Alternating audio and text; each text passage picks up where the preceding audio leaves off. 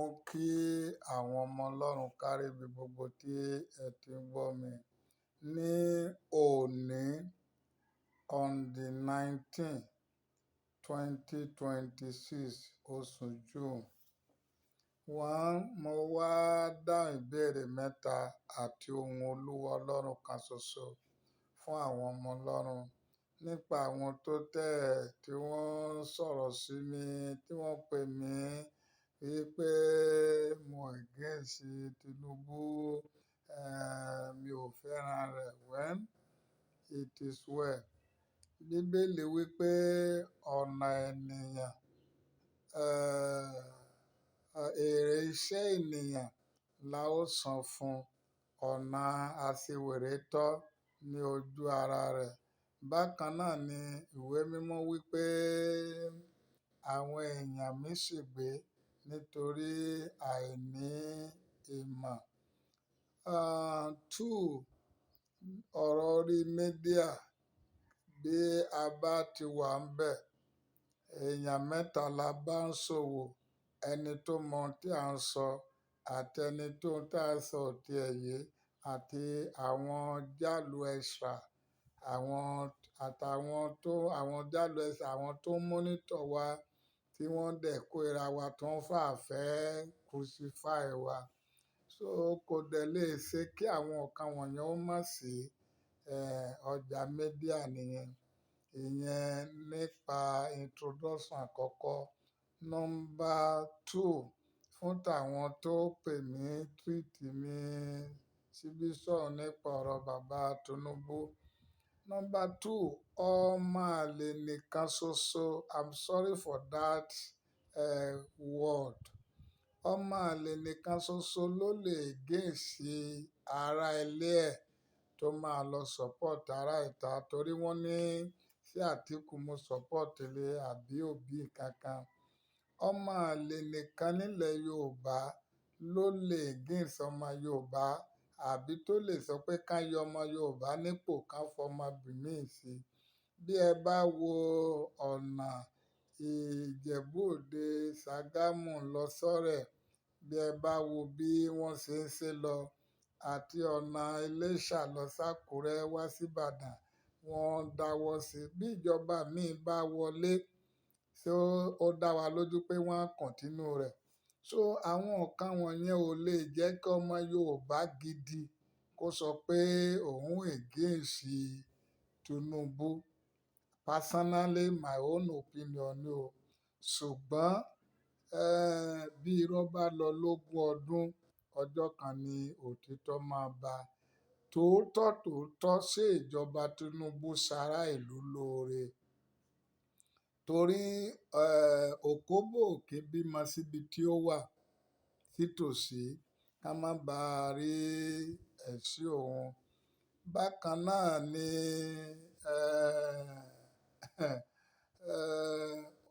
oníyẹ̀yẹ́ kú lọ́jọ́ òjò rọ̀. Ó ní òjò ni ò jẹ́ kí, ó ní kójò má, òjò ò ní jẹ́ ká pe party fóun. Tí mo fi gbogbo sọ ni pé ìjọba Tinubu kò ṣayé rẹ̀ o níwájú ẹni tó láyé àtọ̀run. Ẹ̀yin tí ẹ pè mí, tí ẹ sọ̀rọ̀ sí mi, ìjọba Tinubu ò mà ṣayé rẹ̀ o. Òkú ọ̀run náà mọ̀ pé ìjọba yẹn ò ṣayé rẹ̀. Àìṣe dáadáa ará ayé la fi rántí ará ọ̀run. Bí ará ayé bá ṣe dáadáa kí la fẹ́ rántí ará ọ̀run ṣe. Obìnrin tá torí ẹ̀ kú kò mọ bẹ́ẹ̀ ṣe. Ìjọba Tinubu ò ṣayé rẹ̀ o. Tinubu fún ara rẹ̀ gangan kò ṣe dáadáa o. Ṣùgbọ́n lábẹ́ bó ti wù ó rí ẹ̀ báyìí ní tribalism or not tribalism, ọmọ Yorùbá ni.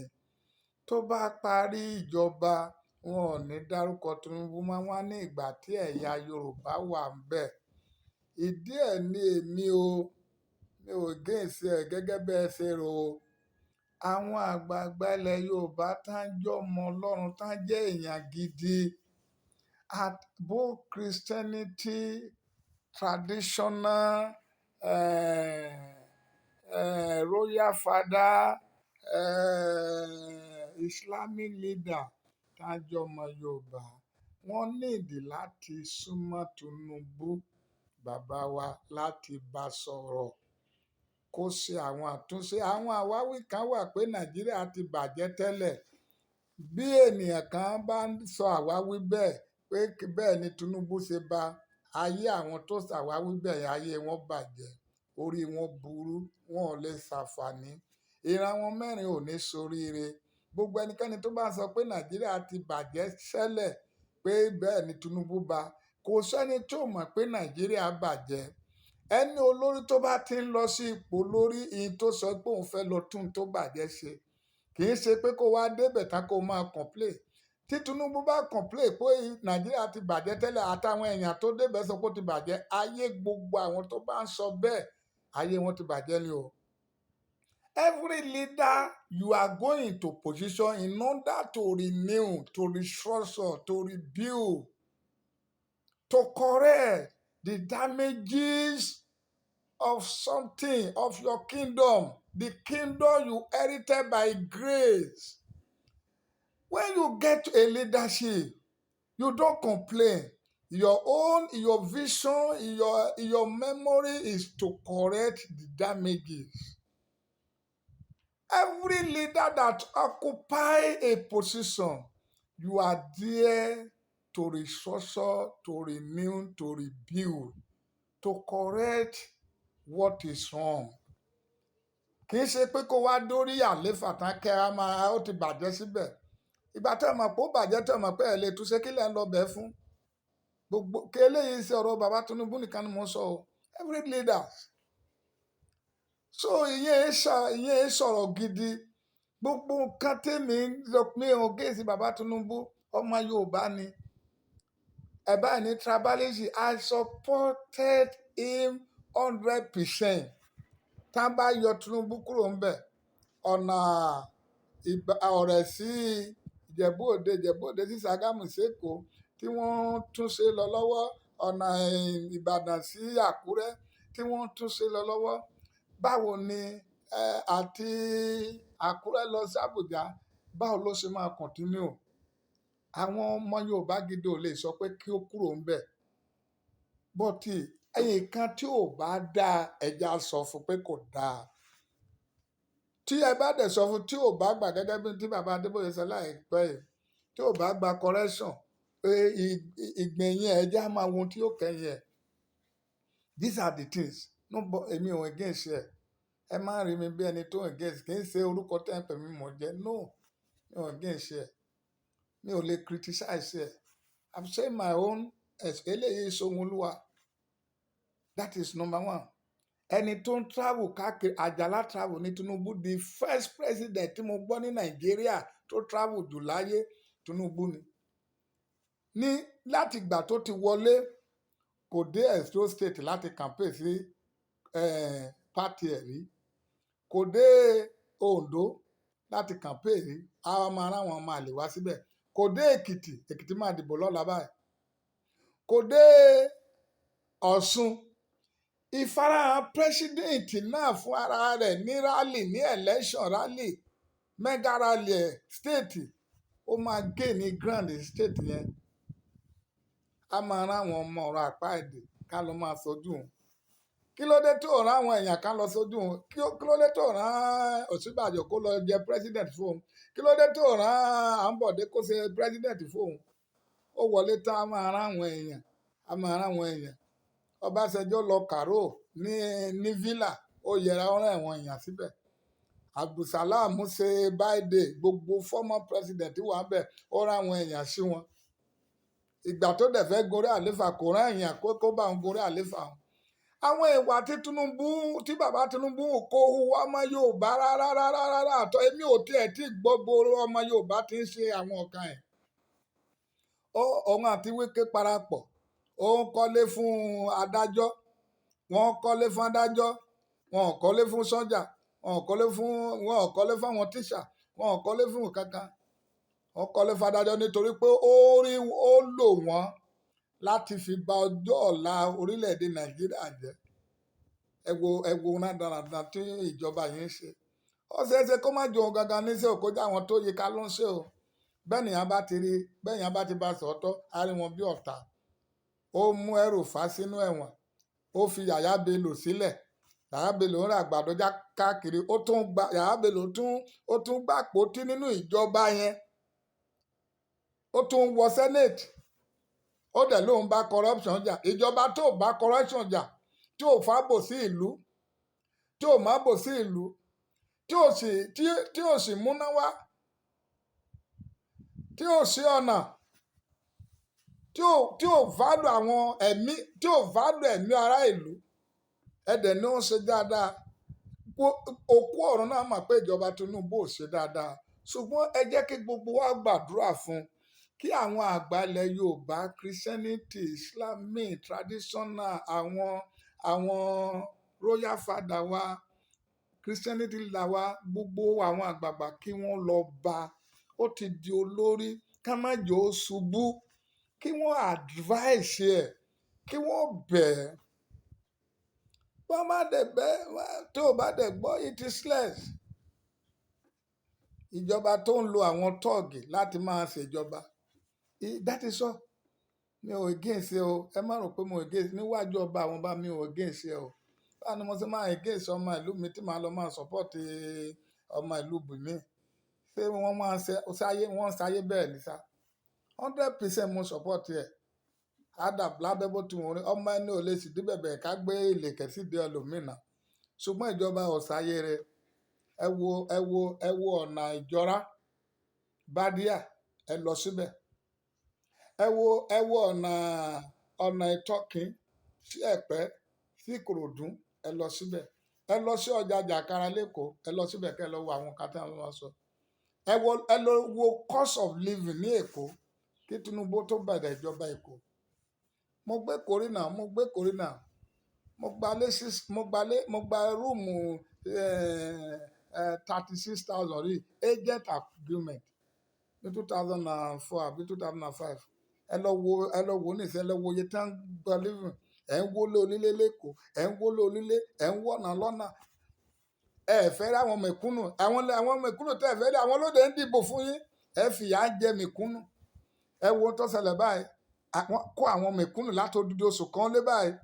Ìjọba yìí ó campaign, Màmá Tinubu campaign, ó ń ra mọ́tò káàkiri. Wọn ò tiẹ̀ rẹ́ni, tiẹ̀ wá síbẹ̀. Bí Tinubu ò tẹ̀ wá síbẹ̀, kó rá vice ẹ̀ wá. Bí vice ò tẹ̀ wá, kó rá ìyàwó ẹ̀ wá. Ká tẹ̀ rí pé ẹnì yìí ó sympathize pẹ̀lú àwọn èèyàn bíi Jonathan àti ìyàwó ẹ̀. Kò tiẹ̀ sí yẹn. Wọ́n dẹ̀ dákẹ́, wọ́n dẹ̀ ń lé 2027. It is well. Ọmọ àbúrò Pẹ̀kẹ́lẹ́ Mèsì wọ́n mú láàrin ọjọ́ mẹ́ta, wọ́n ṣàwárí ẹ̀. Ẹ wo àwọn ọmọ tá ti kó sínú igbó látijọ́ yìí. Nobody think of it. Our Christianity leader was silent. Everybody is silent. Ẹ wá sọ pé bóyá mo against ẹ, mi ò against ẹ o, níwájú ẹni tó láyé àtọ̀run. But let's call a spade as a spade. Wọ́n ń sọ̀rọ̀ Ọ̀ṣun election. Adeleke kì í ṣẹgbẹ́ ẹni tán mú tán fẹ́ dìbò ní Ọ̀ṣun, ó wá fi Tinubu jẹun ni. Gbogbo ọ̀pọ̀lọpọ̀ àwọn gómìnà àtẹ̀rẹ̀ wọ́n wá fi Tinubu jẹun ni, wọn ò ní kankan ṣe. Ẹ wá ṣèjọba orílẹ̀-èdè bí ìjọba ológun, ẹ wá ṣe bí ìjọba ológun. Ẹ mú El-Rufai sínú ẹ̀wọ̀n, ẹ tìmálé, ẹ mú Yahaya Bello. Àwọn olè, àwọn Akpabio, ẹ wo gbogbo nǹkan táwọn èèyàn ẹ ṣe, ẹ bò wọ́n mọ́lẹ̀. Ìjọba tó jẹ́ pé kò fight corruption, tó jẹ́ pé this is a wickedness. Ẹ̀dẹ̀ ní bóyá ẹnìkan support èmi ò pẹ̀lẹ́ ní tó ń support tó against ọmọ Yorùbá títí wọn fi kú láyé. Ẹnìkan sọ pé ẹni tó ti Yorùbá nation tó padà sí APC campaign. Ohun tó bu ọlá fún ọ̀rọ̀ Yorùbá, gbogbo àwọn àwọn àyígbà tá ń gbà wẹ̀ fún tá tẹ̀lé lẹ́yìn torí pé Yorùbá nation tó ń pariwo yẹn ni. Ẹ fún wa ní Yorùbá nation pé gbogbo wa máa lọ náà, bó bá jẹ́ yẹn ní issue. Ẹ já máa lọ lé wa. Báwọn máa lè wọ̀nyí kóra papọ̀. Ẹnìkan wá ń sọ̀rọ̀ Ṣèyí Mákindé, the best governor àti Ṣèyí Mákindé sọ pé káwọn arrest mi ní ìgbà tí mo sọ Revelation aláàfin pé táláàfin yóò fojú ẹ̀ rí àti bó ṣe yan aláàfin pé kó máa wò ó. Tẹ́ ẹ bá ṣe àṣìṣe tí Ṣèyí Mákindé ṣe tí ó lọ dùn ní G5 tó bà pátì ẹ̀ jẹ́ tó dùn G5 tó pẹ̀lú àwọn ọmọ àlè tó lọ dùn ní Wike tó ń ṣe gbogbo ẹ̀ tó ń bá bàbá Olúbàdàn jà tó ń ṣe lé tó dalẹ̀ gbogbo àwọn tó support ẹ̀ tó gbogbo kínní. Tẹ́ ẹ bá ṣàṣìṣe wọ̀nyẹn kéékèèké wọ̀nyẹn èèyàn dẹni ẹ̀sọ́ gómìnà tó ṣiṣẹ́ tó Ṣèyí Mákindé ó dìgbà tó bá kúrò ń bẹ̀ kí ẹ tó mọ̀ pé the best governor tí Ọ̀yọ́ produce ní Mákindé ní Ṣèyí Mákindé kí mi ò má rí èèmọ̀ àti Ọ̀yọ́ ní ìgbà kan ṣùgbọ́n àwa ará ìlú mọ̀ gómìnà tó ṣiṣẹ́. Àǹbọ̀dé Bíọ́dún Oyèbánjí Arẹ́gbẹ́ṣọlá Rauf Ṣèyí Mákindé Amosun Ṣẹ́gun Òní Mímíkò ẹjọ́ kò sẹ́ni tó lè kó wọn sẹ́yìn o. Ọlọ́run mọ̀ pé àwọn gómìnà tí ilẹ̀ Yorùbá ò nírú ẹ̀ mọ́ tí wọ́n dẹ̀ tí ì ní for now nìyẹn. Báṣẹjọ́ lọ sí Karo Tinubu yẹra Abdulsalam Sitin ó yẹra kí ló ń yẹra fún kí ló ń sá fáwọn former governor fún àwọn former president ara ẹ̀ fún tí ò bá wọn ṣèpàdé papọ̀ kí wọ́n jọ tún ìlú ṣe.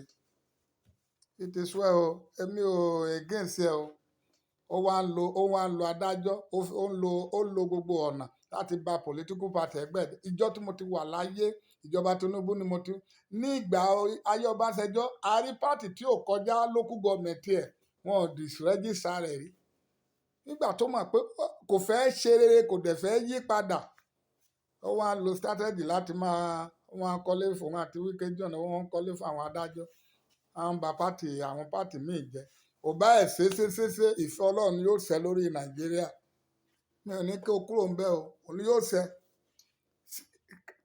Ẹ̀bẹ̀ tí gbogbo wa ń bẹ ìjọba yìí ni pé ẹ fún wa ní ààbò ẹ bá corruption jà ẹ fún wa lọ́nà ẹ fún wa níná tí iṣẹ́ àtóúnjẹ a ní apá a ní gbogbo ẹ̀ láti ṣe à ń sì sọjú káàkiri gbogbo àwa ìránṣẹ́ Ọlọ́run báyìí ẹ wo orílẹ̀-èdè ń bàjẹ́ sí ẹ wo ohun tí bàbá Eskaya ṣe láìpẹ́ yìí ìsọjí tó fẹ́ bẹ̀ ní Monday ẹ wo amọ̀ táǹkì tó lọ gbà ẹ wo owó tó ná lórí security nìkan ṣoṣo ìgbà tí mo lọ ṣe program l'Ákúrẹ́ ẹ wo iye tí mo ná lórí security adẹ̀ ń ṣiṣẹ́ Olúwa adẹ̀ ń káwọn èèyàn lọ Jerusalem adẹ̀ ń lọ káàkiri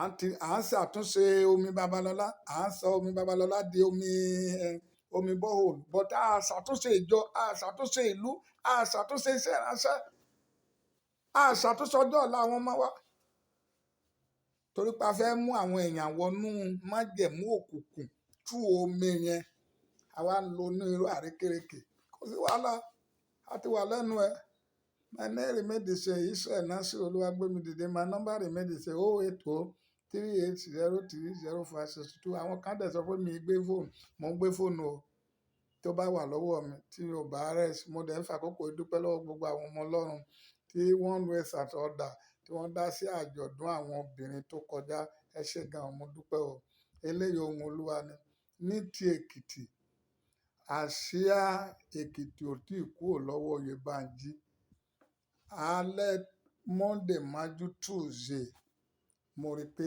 ariwo ayọ̀ máa ta ẹ má bẹ̀rù bí wọ́n dìbò tá kékeré kóòtù máa gbé padà fún mo rí ọjọ́ Èkìtì lọ sí kóòtù ó lọ kóòtù ṣùgbọ́n àsíá yẹn ò tí ì kúrò torí Ọlọ́run mọ̀ pé Oyèbánjí ṣiṣẹ́ lẹ́kìtì àṣìṣe kan tí mo rò pé ó ń ṣe lọ́wọ́ báyìí ni ó dàjọba pọ̀ mọ́ àwọn èèyàn búburú former bọ́ọ̀sì ẹ̀ kankan former governor kankan àtàwọn Wike ó dàjọba pọ̀ mọ́ wọn kó má lọ regret nípa yẹn ó lè wá dọ̀la kó second term ẹ̀ kó fi ní Èkìtì lára o ṣùgbọ́n torí èèyàn ni bọ̀tì àsíá ìlú yẹn sì wà lọ́wọ́ ẹ̀. Number 2 kó má dẹ̀ gbẹ̀san lọ́wọ́ ẹnìkankan torí àṣírí ńlá máa tú sí nígbà tá a bá dìbò tán kó má sì yẹn gbẹ̀san kó má dẹ̀ yan ènìyàn sí ipò nígbà tó bá wọlé tán through àwọn former governor kó kó yan èèyàn sípò tú ìfẹ́ kan bí bẹ́ẹ̀ kọ́ àwọn tó yàn sípò yẹn ló máa padà gbé ìjọba ìṣubú tá máa wádìí ìjọba tá máa bí ẹ̀kọ́ lẹ̀ jẹ́ kí ó ń rí mẹ́sẹ̀gì gbogbo ẹ̀yin ọmọ Ọlọ́run ní tí mo bá wọn sọ nìyẹn mo dẹ̀ fẹ́ kẹ́ ẹ gbàdúrà fún mi ẹ dẹ̀ gbàdúrà fún àwọn ọmọ tán kó sínú igbó yìí kọ́lọ́run bá wa dìlíva wọn àti gbogbo àwọn àgbà tó yẹ ó sọ̀rọ̀ tán dákẹ́ kọ́lọ́run wọnú wọn ká sọ̀rọ̀ a lè kú síbi tá a bá sọ̀rọ̀ sí kọ́lọ́run dẹ̀ dìjọba Tinubu mú àkókò àwa Yorùbá la wà ń bẹ kọ́lọ́run bá wa ṣàtúnṣe kó bá wa kó sí bàbá yẹn nù kọ́lọ́run wà pẹ̀lú wa o thank you God bless you all.